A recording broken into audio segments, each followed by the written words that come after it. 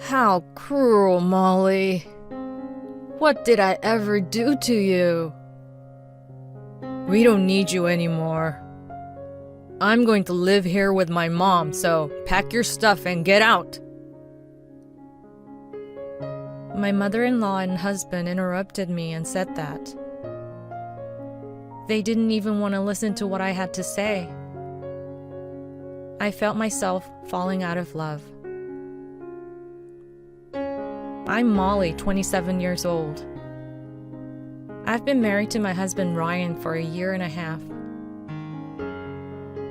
He can be a bit indecisive, but I thought that someone less aggressive would be better to spend every day with.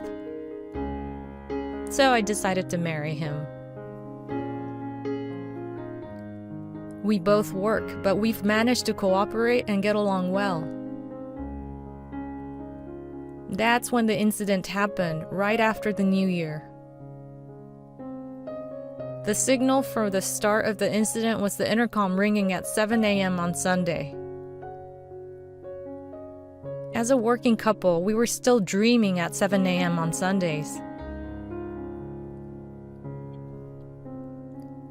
From the fatigue of weekdays, it takes more than a little to wake up.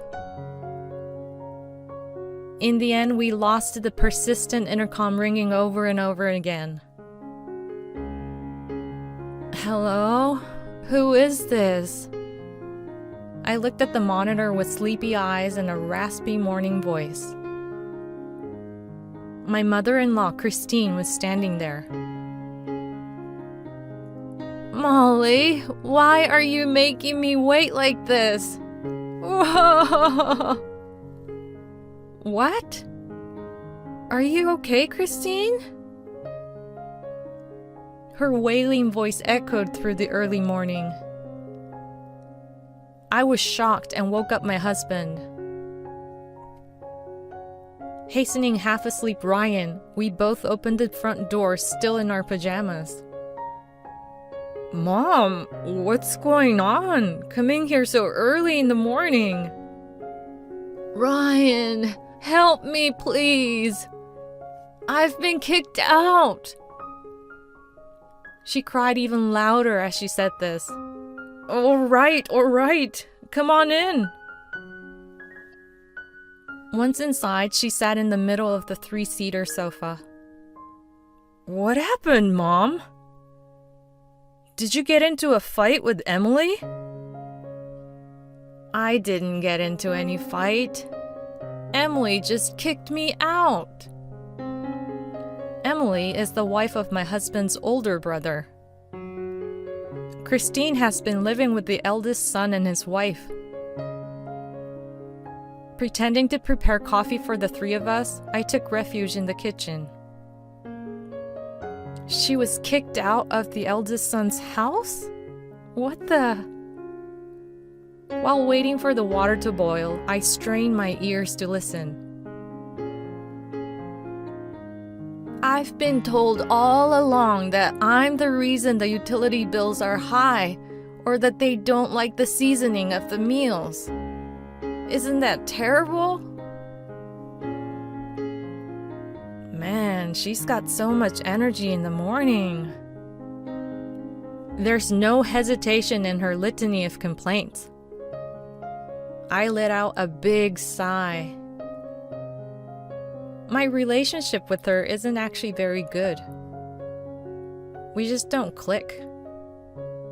If I choose right, she chooses left. If I say something is good, she says it's bad. That's how it feels in every aspect. She had already been living with the eldest son and his wife when Ryan and I got married. So I was relieved that I would never have to live with her. But this was like a bolt from the blue. I never expected Christine to be kicked out and come to our house. Finally, this morning, I couldn't stand it anymore, and I talked back. And then they told me to leave. I'm so sad and feel so pathetic. I don't think Emily is such an unreasonable person, though. I wonder if that's true. Here's some coffee. Thank you, Molly. You'll be on my side too, won't you? Huh? I'm so glad. I have nowhere else to go. Please, let me stay here. What? It's precisely this aspect of Christine where she just decides things on her own that I have a hard time with. I had a tough time at our wedding because of this. She decided on the wedding cake and my dress all by herself. Don't make decisions without us. It's our wedding. Since her and my tastes are completely opposite, none of it felt right. It was a real struggle to persuade her without offending her and make changes in line with our wishes. It's a bitter memory. Even after getting married, she makes plans for things like memorial services and Christmas without consulting us or considering our plans. Thanks to her, we have to adjust our schedules, work, and go through various difficulties. I have common sense, you know. I'm not thinking of doing anything terrible like taking over your room. I'll just take a little space in Ryan's room, so don't worry. Oh, hell no! I can't see any common sense in this. And she's gonna live here? She can't just spring this up on us like this. Our home is a 2-bedroom company-owned apartment. Ryan and I each have our own room. There are no rooms for her. Even if she says she'll share my husband's room, our small home will quickly become cramped.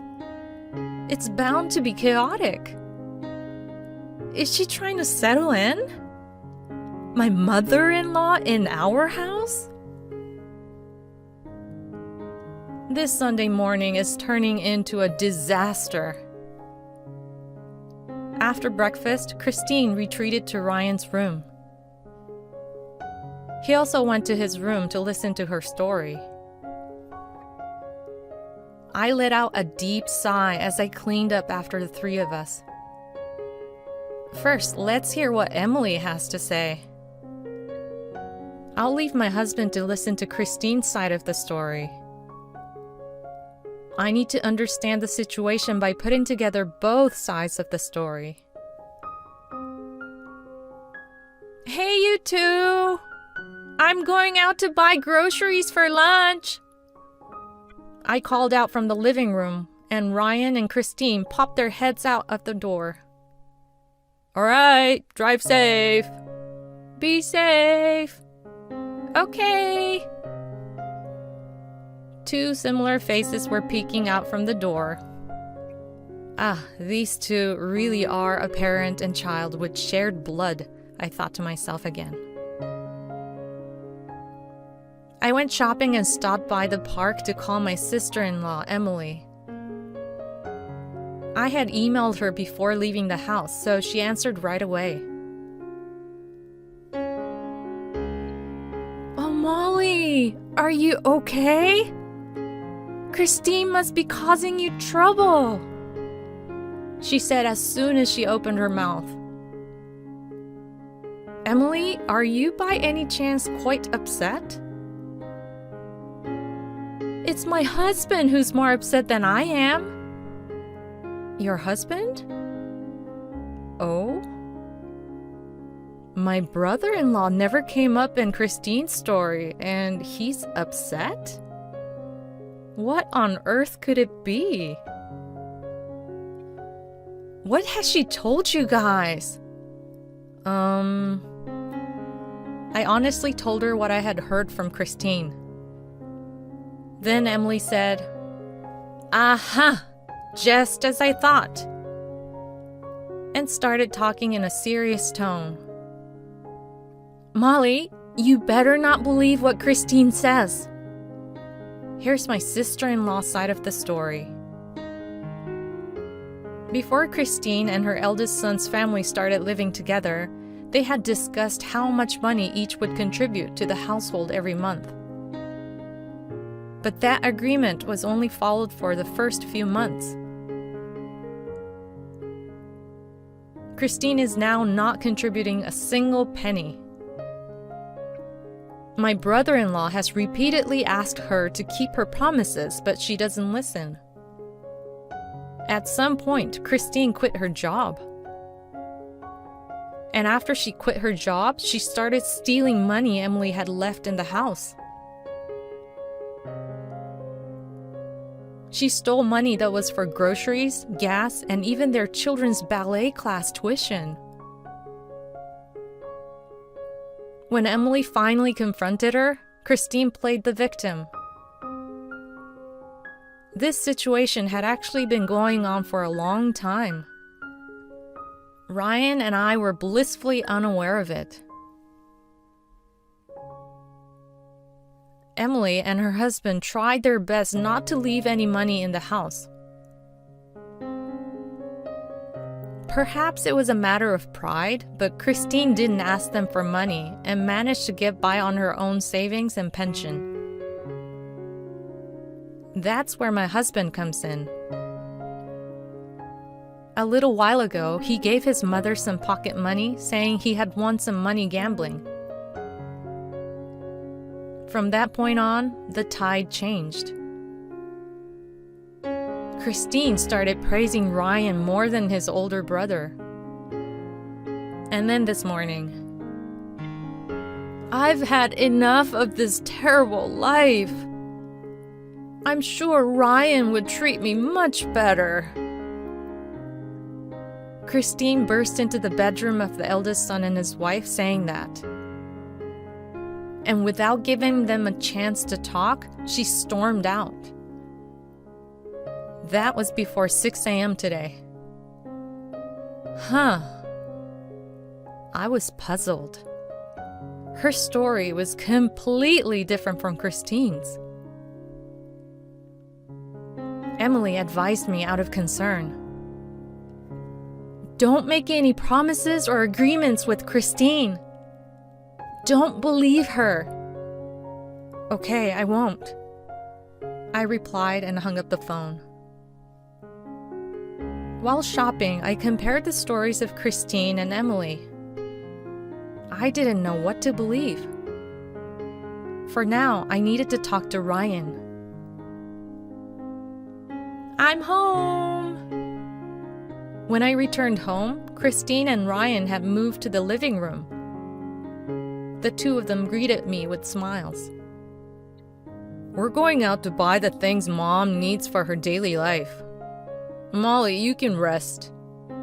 We'll eat out for lunch too. Huh? I did say I was going shopping for lunch, right? Going out to eat? Huh? And what does she mean she needs things for her daily life?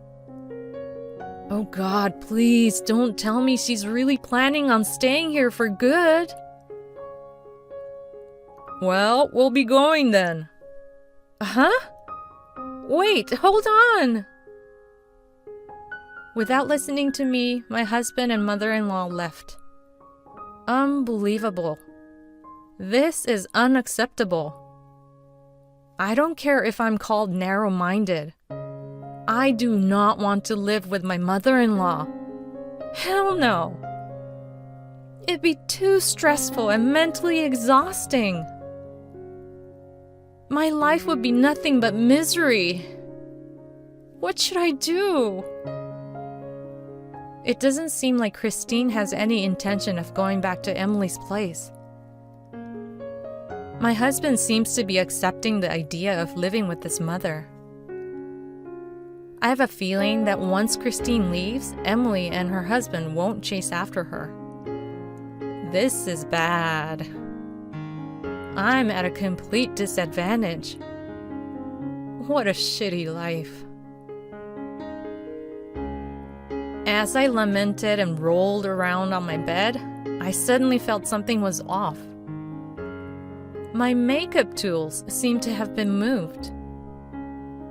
Did Christine use them? If she was going to use them, she should have asked. I mean, I don't even want her entering my room without permission. There's no proof yet that she entered the room and used the cosmetics, but I felt disgusted. I might be overly sensitive after hearing Emily's story, but there's definitely a sense of unease. I felt anxious and searched the room. Closet, bookshelf, trinket box. Ah! I inadvertently let out a sound.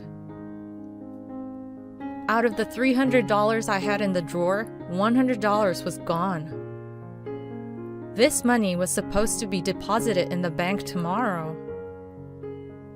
There should definitely be $300, but only $200 is here.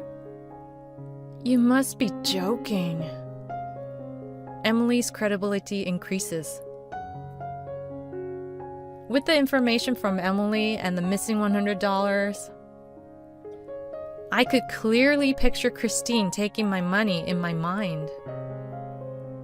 I felt a sense of crisis.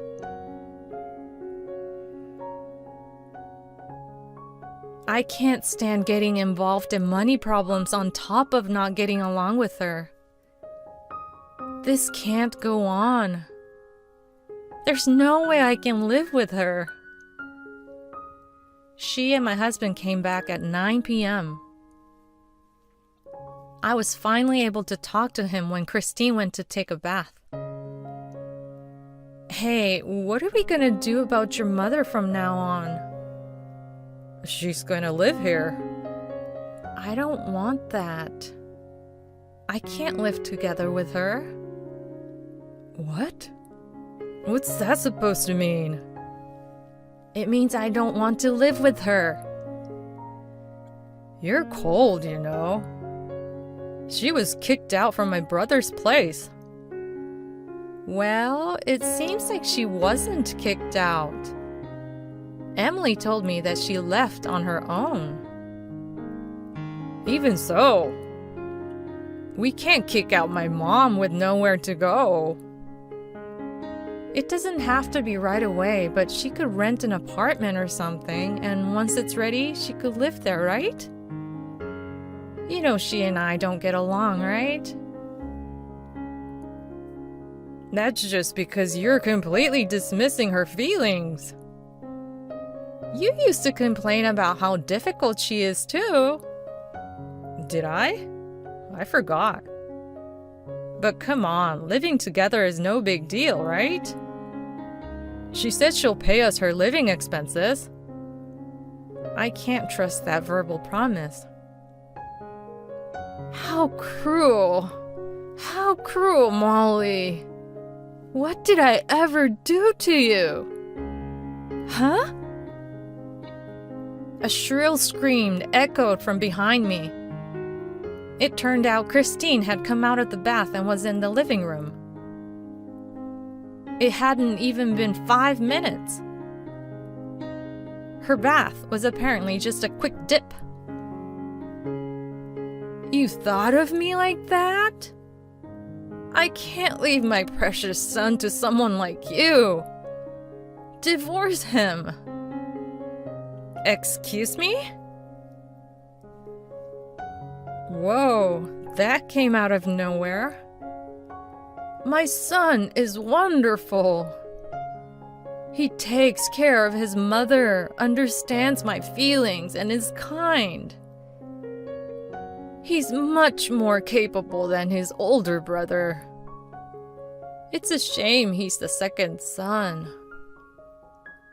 I can't give such a good boy to someone like you with a twisted personality. Divorce him. I'll live with my son. Get out. Christine ranted, but her face seemed to be smiling somewhere. This is strange. Why are you smiling like that, Christine? Huh? That was a really quick bath. Weren't you waiting outside the room for me to say something wrong? Your hair is dry even though there is no sound of a hairdryer. What? That's not true. How rude. She was clearly flustered. Ryan was looking away, avoiding eye contact with me. How easy to read. The two of them were conspiring to kick me out. I could feel the blood rushing to my head. Who's the cruel one here? Ryan, what's going on? Huh? Me? Who else? Well, He looked back and forth between me and his mother. My eyes were narrowed in anger while Christine had a creepy grin on her face. Ryan, it's okay. Just say it. She urged him. Then he nodded and suddenly spoke up clearly. I'd rather live with my mom than with you. You're the one who should leave. Pack your things and get out right now. Excuse me? He was taken aback for a moment by the force of my voice. See? My son says he can't live with you either. Molly, you're the fifth wheel. Christine pointed her finger at me as if she was blaming me for everything. Yeah, that's right. My husband chimed in, waving his arm. What the? He was scared just a while ago. I never got along with my mother-in-law in the first place, but today, just now, my love for my husband disappeared completely. Not a single piece remained. What's with this jerk? He doesn't listen to a single word his wife says and just does whatever his mother tells him. It's infuriating. Just unforgivable. Fine, divorce it is. Huh? Divorce? Molly, at least in the end you get it. Very nice. I'm very happy for you, Ryan. Huh? What? What do you mean, what? And who the F is she to judge me as very nice? I don't need alimony.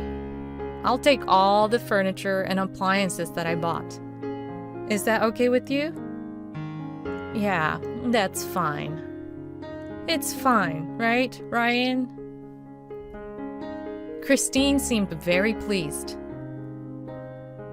My husband's eyes were wide open, unable to follow the rapidly unfolding conversation. It's not my problem even if you two regret it later. That night, I downloaded the divorce papers from the City Hall's website and filled them out. I might have decided on the divorce in the heat of the moment.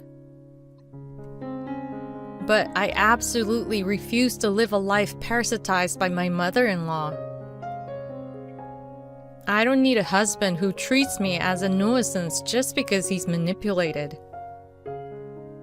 Christine volunteered to be a witness on the divorce papers. I submitted the divorce papers promptly. I quickly proceeded with the moving process too. Since turning in the divorce papers, I had not spoken a word to my husband or his mother. It felt like we were strangers who happened to be on the same train. It was uncomfortable. But I only had to endure it until I moved. On the day of the move, I gave instructions to the movers and had them carry my belongings out. My furniture and appliances were quickly taken away. Upon seeing this, Christine let out a surprised, "What?" Wait a minute, Molly! Why are you removing the air conditioner?" "Because I bought it." "Where did the TV go?" "The TV is mine too. So is the washing machine, vacuum cleaner, microwave, hairdryer, and so on." Before getting married, Ryan lived in a one-room apartment with furniture and appliances included. On the other hand, I lived in a regular rental apartment with my own purchased furniture. When we decided to live together after getting married, I brought most of my stuff here. We only replaced the refrigerator with a bigger one when we got married, so I'll leave that behind. And the scale too. What are you doing? Put them back. We can't live like this. Ryan knows that most of the furniture and appliances are mine. Right, Ryan? He was dumbfounded as he watched our belongings being carried away. The movers were concerned about the exchange between Christine and me. But I asked them to proceed without worrying about it. Throughout the process, she continued to criticize and blame me. She attacked me openly and directly, grumbling from the sideline and pretending to cry while watching with disbelief together with my husband. She attacked me in various ways. It's amazing how she could showcase such a diverse repertoire in such a short time. In a way, I think it's incredible. Perhaps my brother-in-law was overwhelmed by constantly being bad-mouthed by her in a similar way. I sympathized with him. When all the work was finished, I asked Christine, "By the way, have you and your son decided where you'll be moving?" Moving?